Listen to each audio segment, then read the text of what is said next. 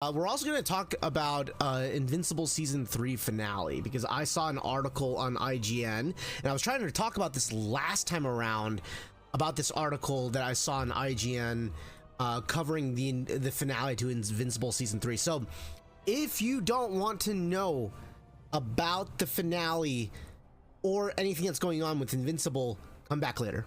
You know, we're gonna talk about why this article piqued my interest, because there are some things about this article that really bugged the shit out of me. But I was so fascinated by it because I stumbled on it while I was scrolling through social media, and I spotted that this IGN article gave the season finale of season 3 of Invincible a 4 out of 10. And that just, like, I was like, what? I was like, what? I couldn't believe it. I was just floored. So I was definitely upset. I was very upset. So let's go ahead and talk a little bit about it while we're here. All right. So this article is from IGN, and this article in particular talks a little bit about the reasons why they think that this is a 4 out of 10. They consider this to be a bad episode. And to me, I just don't get it. So I do want to get down to each and every single one of the points about what this writer, this viewer feels about this episode, and I want to dispute it. I want to dispute each and every single one. I'm going to destroy these arguments. But I want to preface the most important factor of this, which is this is an analysis, and this is this guy's, you know, he may be a reviewer, but here's the thing. You know, maybe he just didn't get it. Maybe it just didn't click for him. I don't know why. Maybe it just didn't click for him. And maybe there are many other people that feel that way, but I definitely don't. And I kind of want to dispute it in good faith. I may be a little harsh, but I'm coming at it from a good place, I promise. I ain't coming down with a battering ram on you. I'm just here to tell you why you're fucking wrong, okay? All right, so let's start off with the article itself, because the article itself does provide a lot of context about why he feels this way. Before I do that, let me separate the article a little bit here.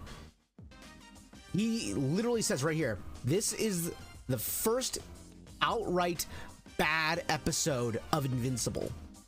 It's an emotionally loaded season, but it ends on a bad note. So let's see why he feels this way. This contains spoilers, yada yada yada. After what I have done ended on a high, promising action hand in hand and vital advancement for the characters, the season 3 finale, I Thought You Never Shut Up, drops the ball. I do want to preface in a little bit here. I Thought You'd Never Shut Up. That is a reference to Rex in previous seasons. So it's kind of a little bit of an Easter egg there. Narratively, it is scattered and thematically incoherent.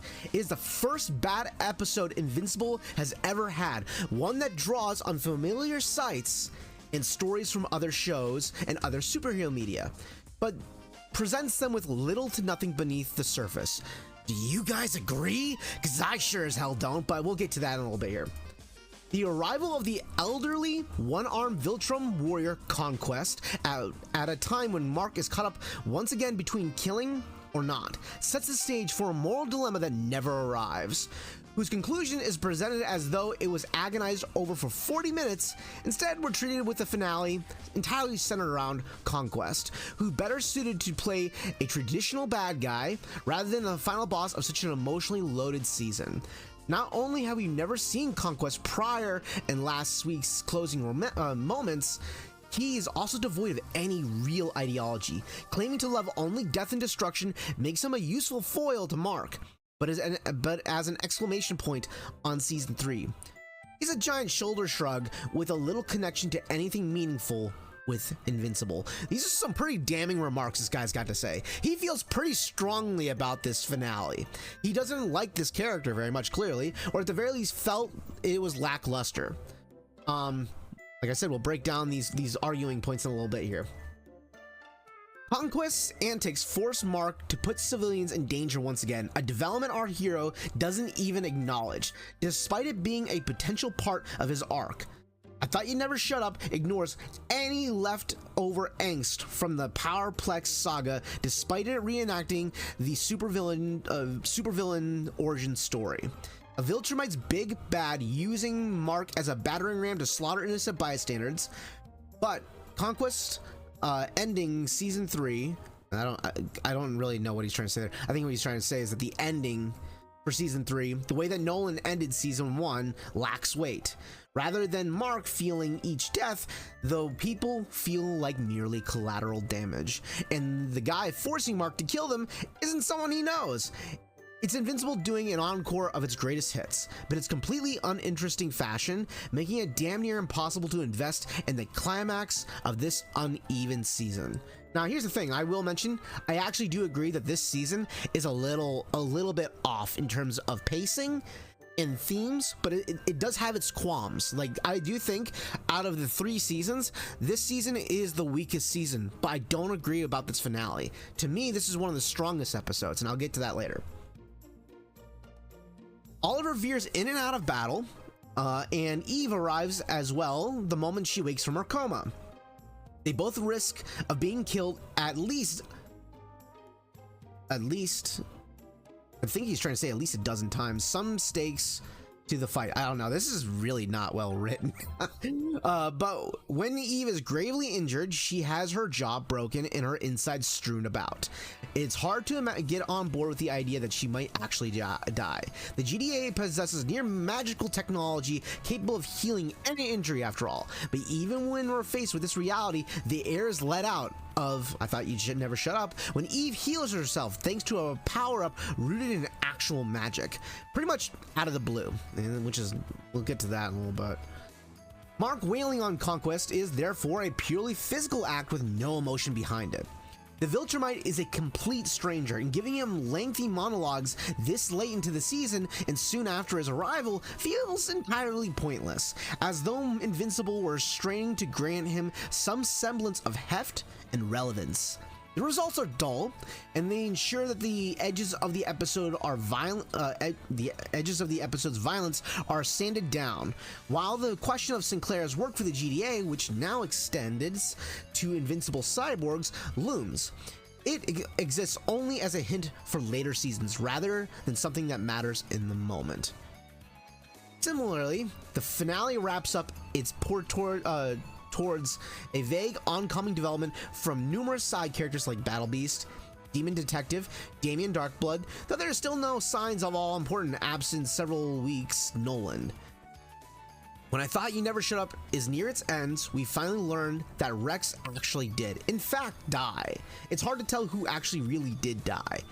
Given the sudden resurrection of late, but before anyone, let alone his girlfriend Ray, really give time to grieve, the focus shifts back to Mark and Eve's relationship.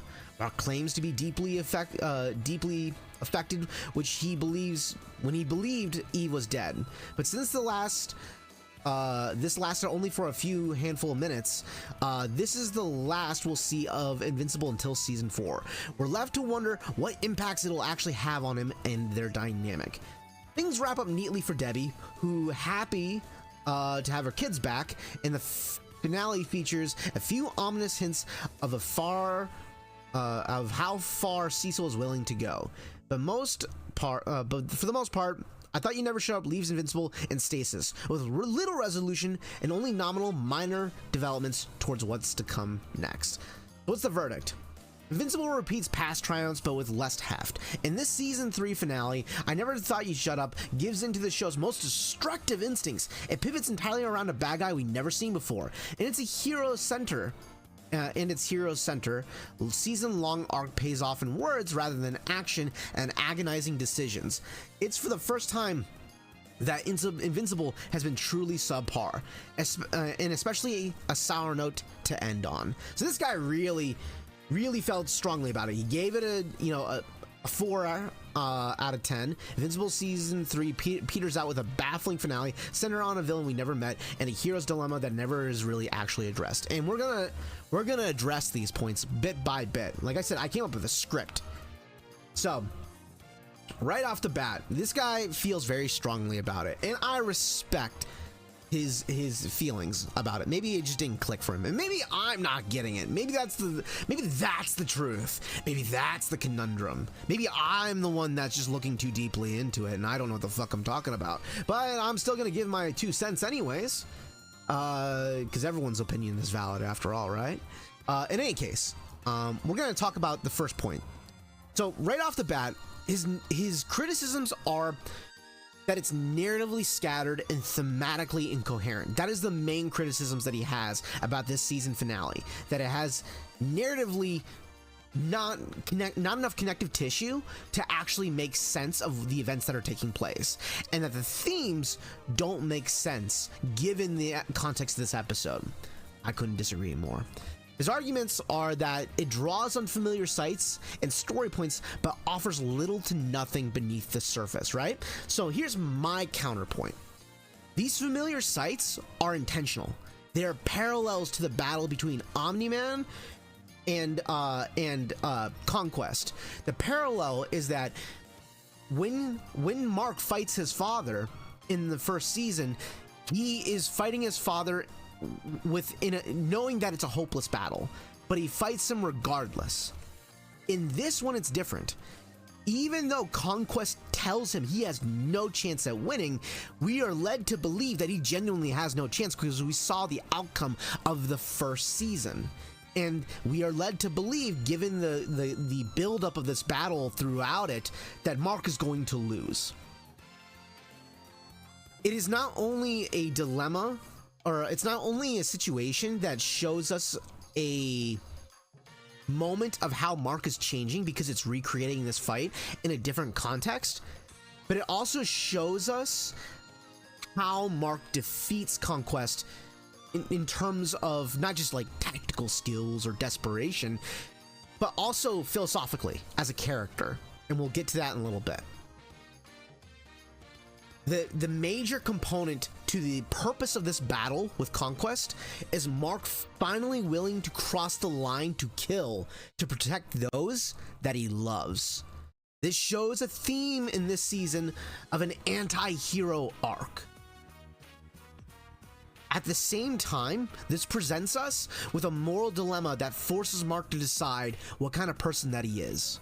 He decides, is he going to be a selfish person and kill this man out of his own desire, or is he going to try to save lives? Which one is more important to him? And we see him struggle with that during the fight. The more he tries to save lives, the more that lives are lost. So that's the main element with drawing familiar sights, right? So it claims right here in this article that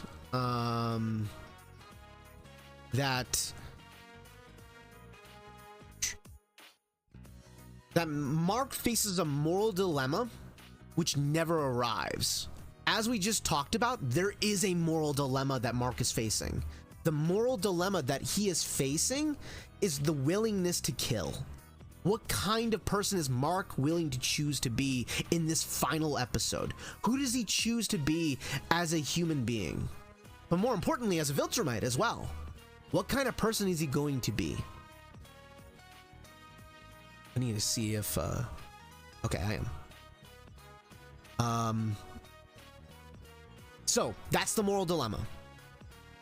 The next critique that he points out is that the claims that Conquest has no ideology. Again, I couldn't disagree more. And I'm going to show you in real time what is Conquest's in ideology straight up. You'll see it for yourself. I won't show the whole battle, but I will show the most important parts of this battle, so that way we can kind of make my point across. My cat is eating my dog's food, and he's very noisy about it. So... all right, so where was I? Okay, so no ideology. So in truth, Conquest's ideology really is focused around nihilism. He views the nature of his purpose with dissatisfaction and yearns for more. This battle is a proof to us as the audience the difference between the Viltrumites' nihilistic viewpoint of the universe versus Mark's human values. This is a physical manifestation of that battle. Which one it wins outright? It is a parallel to the battle between that he had with his dad.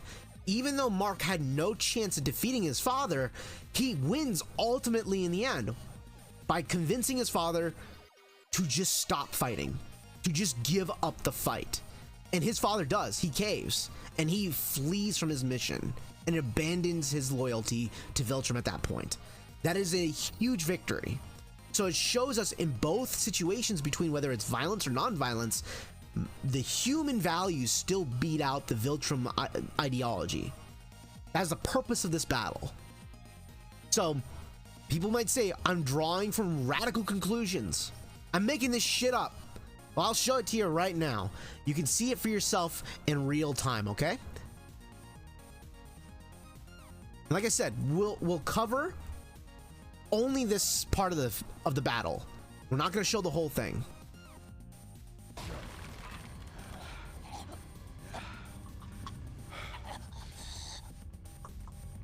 I am so lonely.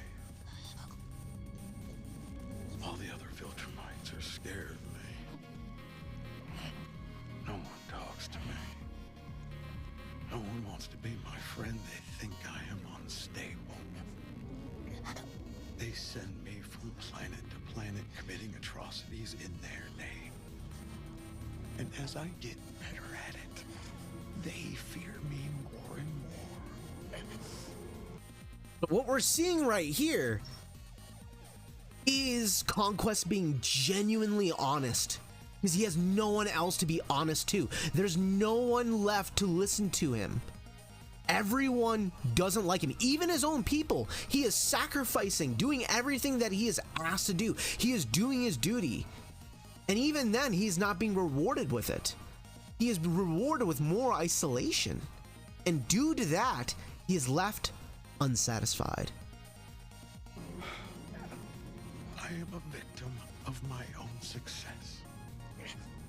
Conquest. I don't even get a real name.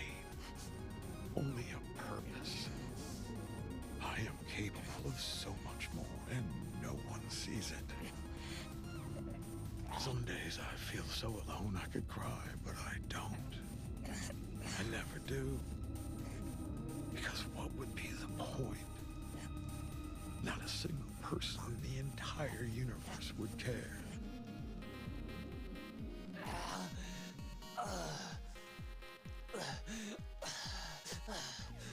Take it to your grave. So, this whole monologue is important for us to understand. The Viltrum ideology is failing their own people. It's not a coincidence there's less than 50 of them left in the universe. They have the lifespan that goes thousands of years, that spans probably even tens of thousands of years, depending on whether or not they even live long enough. But in any case, compared to humanity, which despite all of its failures and its short-lived life, when you compare it to the long life of that of the Viltrum, is enduring. The human spirit continues to endure while the Viltrum ideology begins to fade. They're at the brink of extinction. They're near the end of their empire. They may have succeeded, but it's not going to last forever. And I've never read the comics, so I don't know where the future of the series is going to go, but I can see the narrative foundation that Kirkman is laying here about the structure that he's going for. And it's not a coincidence that he created this battle to recreate the same one that we saw with Nolan. He wanted a parallel that would show how in both incidences, both Viltrums failed. Both Conquest and both Omni-Man. So, what does he say here? Right here. He doesn't even have a real name, only a purpose. So much more. And he's capable of so much more. That is a clear admission that even someone who has been here the whole time, to put it into context, Conquest has been around since the Purge. I remember in this article it mentioned that Conquest had not been introduced in the series. That's not true. He's in season 1. In the finale of season 1, you see Conquest committing the Purge on his own people. He's there during the slaughter of his own people when they cut their population in half. So he's been around for a really long time, clearly. And clearly when he's talking to Mark about his father, he knew him when he was a boy. He knew Mark's father when he was a boy. So he's clearly lived a very long life. And we're seeing this way of life destroy him and leave him empty. He's a shell of what he could be. And he yearns for more. This yearning is a weakness that can be exploited. And that is why the Viltrums sent Conquest to Earth. They fear the human spirit on Earth, because that same human spirit turned one of their own most loyal against them. And because of that, they fear that that idea can spread faster amongst their own, creating further division amongst their already dwindling population. It is not a coincidence that they went with the most extreme route after sending Anissa. And they gave Conquest complete unilateral approach to do as he sees fit. And he chose violence. And at the end of the day, as violent and true to the Viltrumite culture that he represents, it still failed. It still was defeated.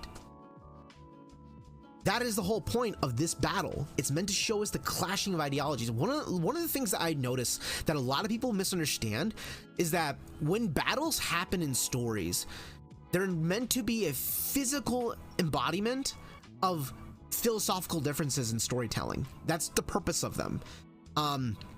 As cool as it is to see cool action scenes, you get caught up in the whole colory shit and the explosions and people getting blown around and cool 540 kicks and cool martial arts, and you get caught up with all the action scenes, but you're forgetting that the purpose of the action is to tell the story, which is the struggle and what the struggle represents. That's the purpose of the storytelling. And so when action happens, it's meant to be a parallels to, or it's meant to tell us something. And that's what this battle scene is about. So, another critique that is stated here. So he talked about the no ideology. We debunked that. His ideology is that of nihilism. He claims that the battering ram lacks weight given Mark's lack of reaction. That actually is the point of the scene. That lack of reaction is the reinforcing of the idea that Mark is changing. He's beginning to darken. What we're watching in this series, or at least in season 3, is an anti-hero arc, the beginning of one. It's not a coincidence that Mark dons the yellow and blue as his uniform. But by the time that we get to this season, he is no longer donning those colors, just blue and black. Even his goggles are black, marking the tonal shift of the series, showing us that the scene is beginning to change, or not. This season is a changing directions in terms of the tone and the focus, and that focus is how he's beginning to change. And what does that change look like? He's beginning to value those closest to him, given the extreme circumstances that he is under, more so than saving people's lives. And how is that reinforced in the story? Every time that Mark tries to save lives, the civilian lives, or fight back against Conquest, he loses the battle even more. Whether that's his brother, whether that's innocent civilians, or even Eve. The more he tries to protect them, the more Conquest takes advantage of the circumstances, and he begins to lose the battle. It isn't until the end when Mark decides to kill Conquest that he actually defeats him. Granted, he has the help of Adam Eve to turn the tide of the battle, but it doesn't change that factor that he still wins the fight at the end.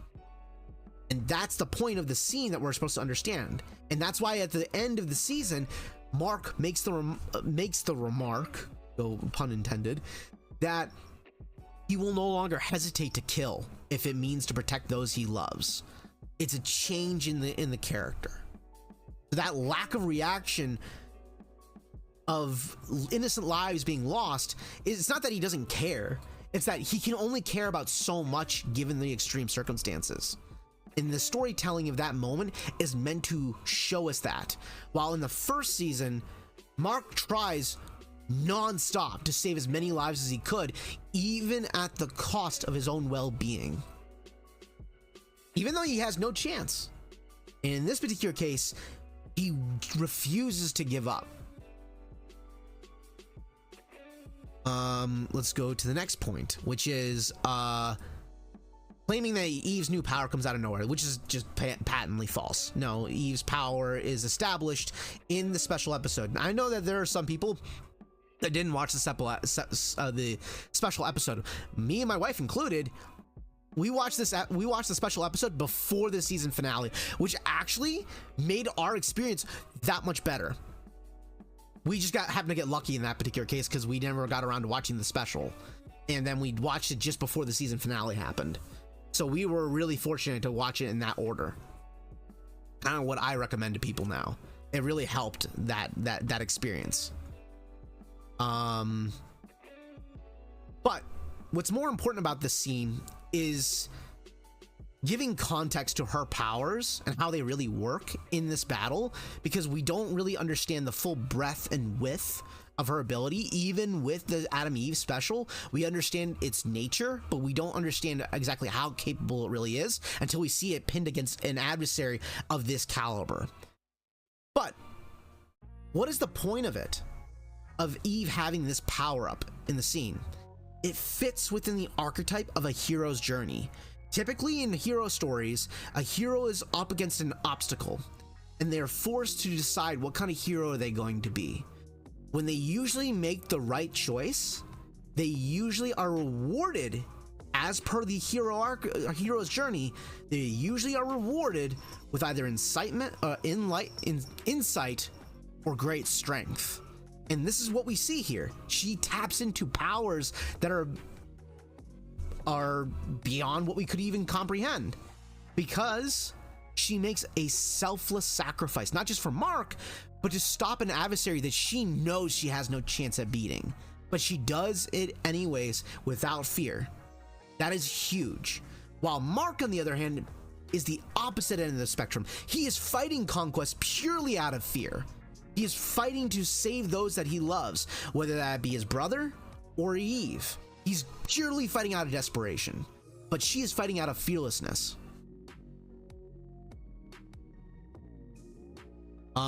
There's also another critique that he points out, that there are numerous side characters that are kind of left unresolved. And here's the thing. I actually think this is a valid point, and I actually agree with it. That said, typically in TV series, establishing side plots to enrich the main story is usually resolved in later bits of storytelling, whether that's later seasons or whatnot. So though I do feel overall with the Invincible stories, or the Invincible saga so far, the side stories are weaker than the main plot. The main plot revolving around the Viltrums and the Viltrumite heritage and the Viltrumite invasion, possibly, or at least their involvement in the universe and their approach to supremacy, is the best part of the series by far. I think a lot of the other side plots don't measure up. That said, there's still some good ones, like the Rex side plot has been nothing but entertaining. Take a look here. Okay, so then we get near the end of the story, which kind of points out after the battle is over, it kind of criticizes how Rex dies and how the story kind of glosses over. I wouldn't say glosses over, it's not the way he described it, but he doesn't think that the death revolving around Rex is nearly as impactful as it could be, and the refocus back to Mark and Eve's relationship kind of like stole the limelight, is kind of my interpretation of that critique. First and foremost, Rex's death is not kind of, you know, as he describes it. Where is it at?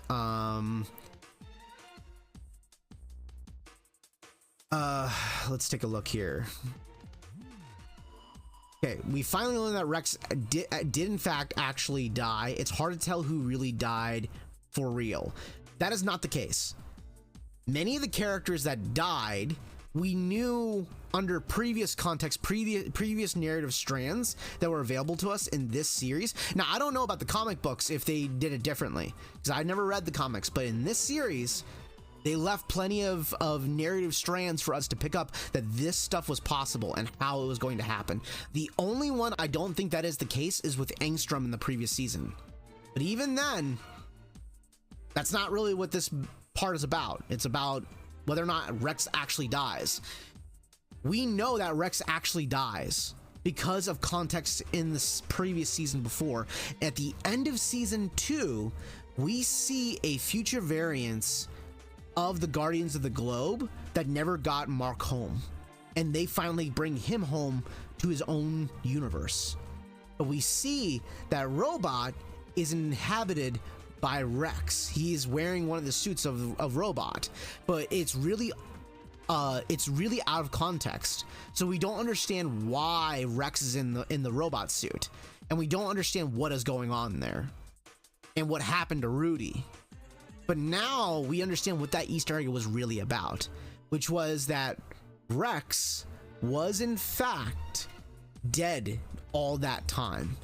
That was Rudy renaming himself as Rex to honor his dead friend.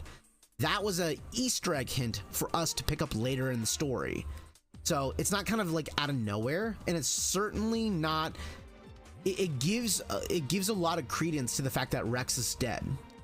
I understand that with the sudden power up of Adam and Eve and certain characters like Angstrom not dying, but this is also typical in a lot of superhero storytelling elements where heroes don't really die, and neither do villains. They always come back in some capacity. That's kind of the point of like a lot of things about like superhero stories, where suddenly the bad guy just keeps popping back up, you know?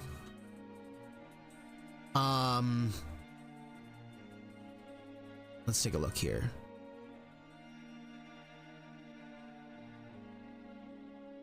Oh yeah, okay. So he points out that there's a shift somewhere around here. Before anyone really has time to grieve, the focus shifts back to Mark and Eve's relationship. Why does it do that? Why does it narratively do that? It does that because it's laid down a seed of that narrative strand for us earlier in the last episode, when Mark is confronted by Eve's mother about how glad she is that Eve is still alive, and this girl that lived across the street from her is dead instead in her place. And though she feels horrible to admit that, she can't help but feel that way. This is meant to, now that Mark is in this exact position that she was in, it mirrors that relationship. It shows us that even though people that Mark wish he could have saved and lives that couldn't have been lost, all he can value is the fact that Eve is still alive. It shows us a tonal shift of who he was throughout this season, about how he feels like he should be able to save more lives and do better. Now all he can think about is how much he just wants to keep her alive and how much he values her. And that is a shift in his character arc. That's a shift in his values and his perspective. It's a clarity for the character.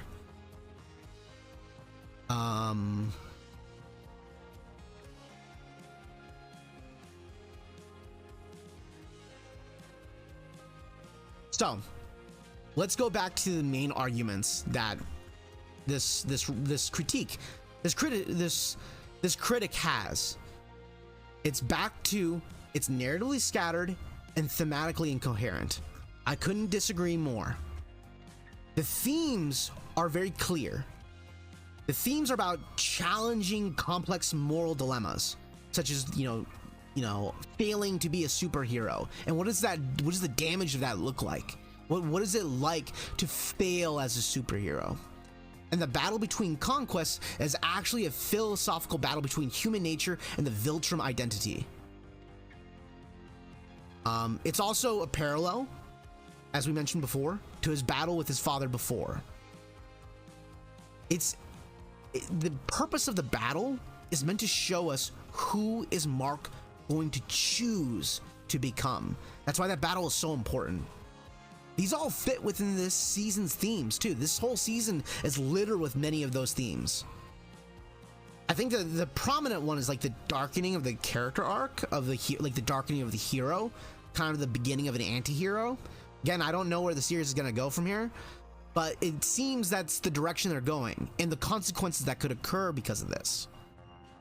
There are many other elements to this episode that supports like many other themes in this season, like the questioning of authority and the breaking up of the Guardians, which kind of support the idea of like the questioning of authority. But I think the big one that we're really seeing in this season is the burden of being a superhero, the heavy weight of what it means and how it can change someone. So, and again, I do think narratively this season has some serious blemishes. It kind of goes through a bit of a roller coaster and ups and downs. It's got some pacing issues. I still think it's a good season. I don't think it's a great season, but I think it's a good season. It definitely kind of feels more like a transitional season, kind of setting us up for bigger events in the next season. But what I definitely can say about this season in particular is that it isn't like, especially this episode, it doesn't struggle with any of those things. It is not narratively scattered. All of the threads are there. They're there laid out before us, leading to this finale. And the themes are consistent. They're not incoherent at all.